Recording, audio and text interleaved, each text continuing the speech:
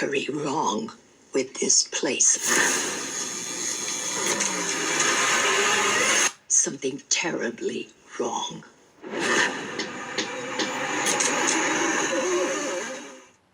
Hello everybody, welcome back to Screenstars. I'm here today to bring you my review of the 2025 horror The Home. The film is co-written and directed by James DeMonaco and it stars Pete Davidson, John Glover, Mugger, Adam Cantor and Bruce Altman. Now the film focuses on Pete Davidson's character Max. He is, I suppose, at the start of the film, a low-level criminal. He keeps getting in lots of trouble. And he's been given one last chance. He's been given community service, and he has to go and work at an old people's home as their superintendent, their janitor, essentially.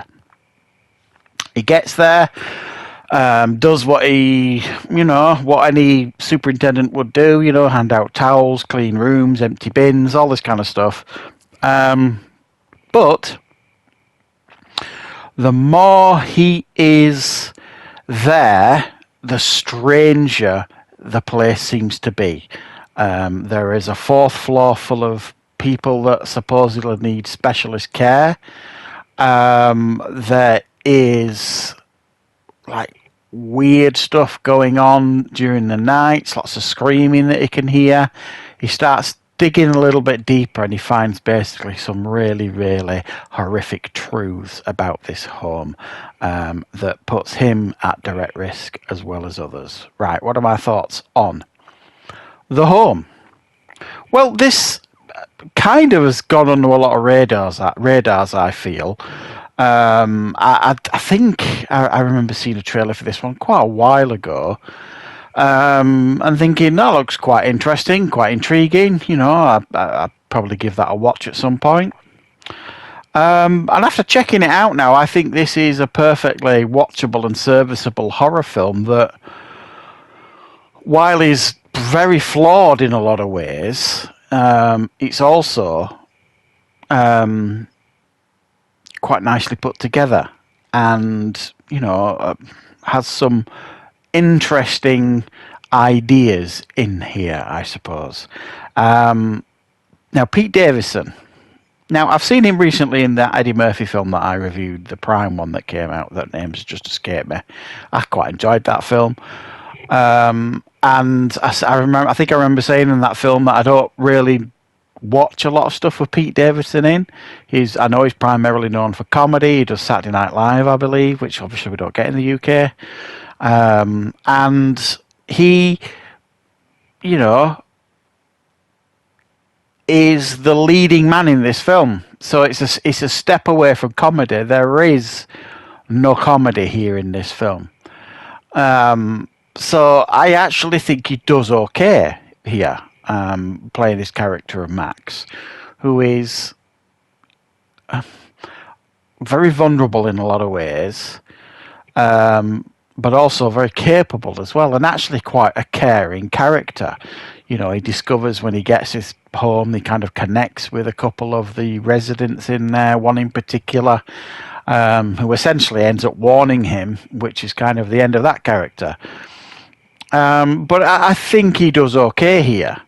I'm not sure the writing does a great job of, justifying Pete's performance, I suppose. I don't think they do a good enough job of fleshing out his character or giving him interesting things to do in the film. He's mainly just scurrying around and sneaking about and looking in here, looking in there, getting in trouble here, getting in trouble there, and shouting and swearing quite a lot of people because you don't understand what's going on. I feel like, they could have maybe done something a little bit more with his character. And the film definitely tries to do a little bit of a Get Out type twist that falls flat on its arse as far as I'm concerned, which is probably part of the reason why the film isn't scoring particularly highly in regards to critical response. I think the first half of the film, I think, is done quite well. The setup, the mystery, the whole shebang, really. I think it's done quite well. You know something's going on here. You're not quite sure why. We're on the journey with this character, Max. We want to discover what's going on as well. And then the second half of the film leans far too heavily into bizarreness, twists that don't work, and then utterly chaotic and over-the-top violence that is just, again, bizarre. The last quarter of the film, it's especially, it feels like you're watching a different film. It feels like they've just thought, sod it, taken the brakes off and said, right, let's just go mental. Let's see how much violence and blood we can get into the last 15, 20 minutes of this film. And it's almost like they were directionless by the end. They didn't really know what they were doing with it. So, the first half of the film, I think, sets everything up quite nicely. The final, I don't know, just under half of the film, just for me, is what fails the film, in my sense. It doesn't give it what I would certainly describe as a satisfying conclusion to the promise that the early aspects of the film showed. So, I mean, like I say, I don't think this is a bad film.